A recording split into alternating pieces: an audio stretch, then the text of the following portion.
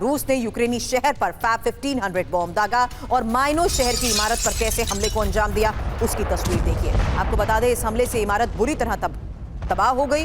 विस्फोट से दहल गया आसपास का इलाका। तो माइनो शहर में हुए धमाके की वो तस्वीर, जहां साफ है कि किस तरीके से रूस अब हमलों को अंजाम दे रहा है। और रूस ने यूक्रेनी शहर पर फैब 1500 बॉम्ब से ये हमला किया है।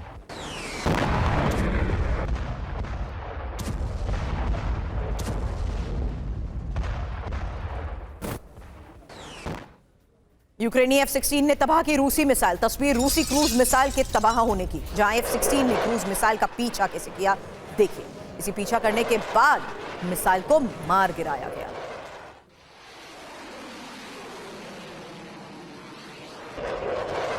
तो F-16 ने रूस की क्रूज मिसाइल का पीछा किया। ये वो तस्वीर है जिससे साफ है कि किस तरीके से यूक्रेनी F-16 ने रूस की मिसाइल को हिट किया। पीछा करने के बाद ही मिसाइल को मार गिराया। और रूसी सेना का डोनेट्स्क पर हमला, जहां MLRS से रॉकेट दागे गए हैं और रूसी सेना के सेवक ग्रुप का यह एक्शन बताया जा रहा है।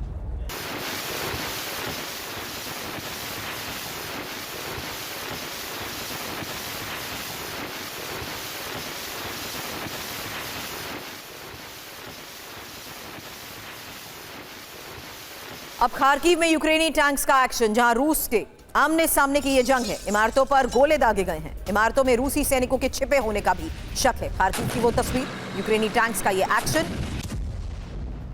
आमने सामने की जंग, इमारतों में रूसी सैनिकों के छिपे होने का शक।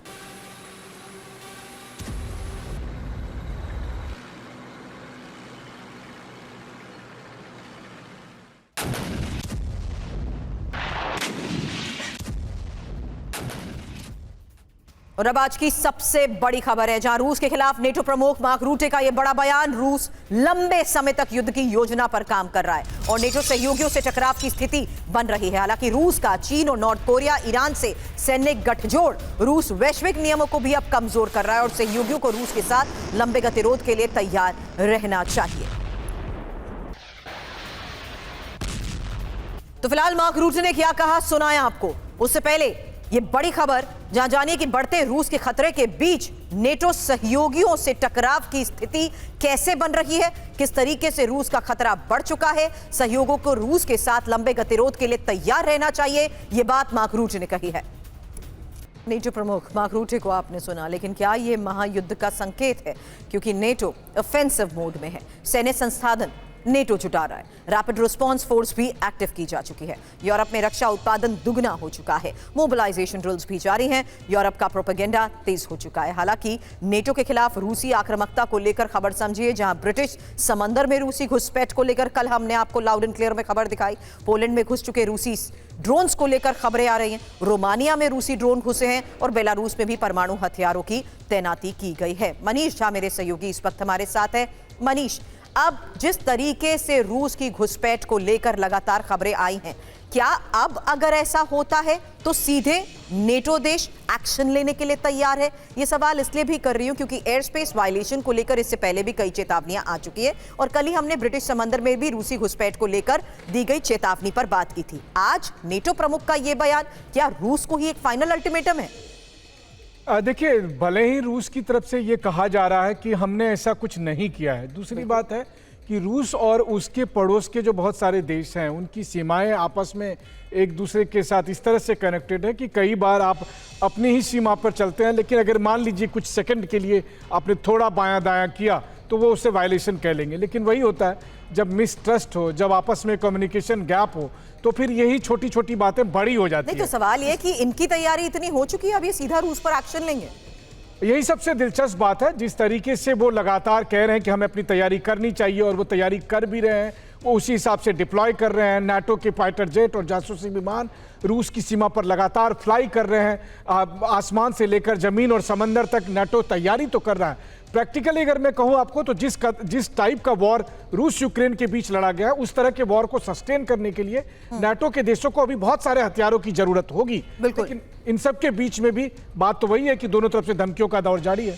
बिल्कुल, और जिस तरीके के प्रोजेक्शंस हो रहे हैं उसी के तहत आज नेटो प्रमुख का ये बड़ा बयान भी। लेकिन इस बीच आगे आपको दिखाएंगे एक और बड़ी खबर। उससे पहले वो तस्वीर जहां रूस की अटैक की, ये लेटेस्ट तस्वीर है। ज़ेपोरिज़िया में गाइडेड बॉम्ब से ये हमला बताया जा रहा है और गाइडेड बॉम्ब से बड़ा विस्फोट कैसे हुआ, देखिए तस्वीर। इसी हमले में 5 लोगों की मौत की खबर है, 2 घायल बताए जा रहे हैं। ज़ेपोरिज़िया में इस हमले के बाद इमरजेंसी घोषित की जा चुकी है। देर रात की वो तस्वीर जहां काला घना अंधेरा, लेकिन उसी दौरान हुआ ये बड़ा विस्फोट, क्योंकि गाइडेड बॉम्ब से जिस तरीके से इस बड़े विस्फोट को लेकर धमाके की आवाज आई, उसके बाद पूरे इलाके में आग ही आग।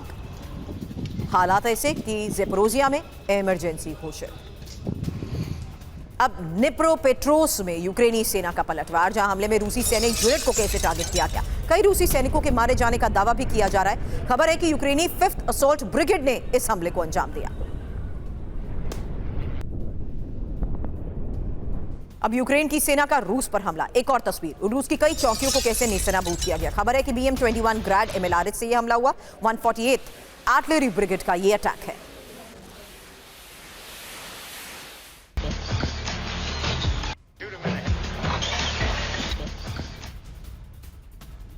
और अब यूक्रेन वॉर की सबसे बड़ी खबर, ज़ेलेंस्की को डोनाल्ड ट्रंप ने दिया अल्टीमेटम, 27 नवंबर तक पीस प्लान पर करें साइन।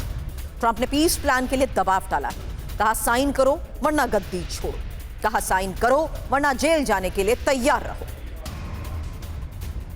तो ट्रंप का यह अल्टीमेटम, क्या ज़ेलेंस्की का काउंटडाउन? क्योंकि अल्टीमेटम नंबर 1, 27 नवंबर तक पीस प्लान पर साइन करो, यानी आने वाला एक हफ्ता बहुत मायने रखता है। हालांकि अल्टीमेटम नंबर 2, जहां पीस प्लान मानो वरना गद्दी छोड़ो। अल्टीमेटम नंबर 3, पीस प्लान मानो वरना जेल जाओ। बड़ी बात यह है कि अमेरिकी विदेश मंत्री रूबियो ज़ेलेंस्की से हाल ही में मिले भी हैं और रूबियो ने ज़ेलेंस्की से मिलकर ट्रंप का ये सख्त संदेश भी दे दिया है। हालांकि ट्रंप ने यूक्रेन को 28 पॉइंट का एक फॉर्मूला दिया है। ट्रंप ने ज़ेलेंस्की को 6 दिन का वक्त दे दिया है। पीस प्लान नहीं मानने पर सिर्फ 2 ही विकल्प होंगे, पीस प्लान नहीं मानने पर इस्तीफे का दबाव और पीस प्लान नहीं मानने पर जेल भेजने का भी दबाव। लेकिन पीस प्लान पर ही डोनाल्ड ट्रंप के अल्टीमेटम से कीव पर दबाव बढ़ गया है। ईयू और नेटो के देश अल्टीमेटम पर कैसे अब मंथन कर रहे हैं, ये एक और बड़ी खबर है। हालांकि इस पीस प्लान को लेकर एक एक डिटेल अब से थोड़ी देर में आपके सामने होगी, लेकिन अब उससे पहले इस पीस प्लान को लेकर डोनाल्ड ट्रंप का ज़ेलेंस्की को मिला ये अल्टीमेटम। फिलहाल ट्रंप का ये अल्टीमेटम डिकोड कर देते हैं, क्योंकि 6 दिन की जिस डेडलाइन को लेकर इस वक्त खबर है, 27 नवंबर तक फैसला लेने की ये घड़ी है। हालांकि पीस प्लान पर दबाव ट्रंप चाहते हैं तुरंत साइन हो, नहीं माना तो गद्दी का ये संकट, पद छोड़ने के तो संकेत हैं ही हैं, जेल की चेतावनी क्योंकि कानूनी कार्रवाई की भी धमकी मिल चुकी है। 28 पॉइंट फॉर्मूला, ट्रंप का ये शांति प्लान जिस तरीके से तैयार हुआ है, उसकी एक एक डिटेल भी अभी थोड़ी देर में आपके सामने होगी। रूबियो का ये मिशन, ट्रंप का सख्त संदेश सीधे ज़ेलेंस्की तक। 2 ही विकल्प बचे हैं, या तो मानो या तो हटो।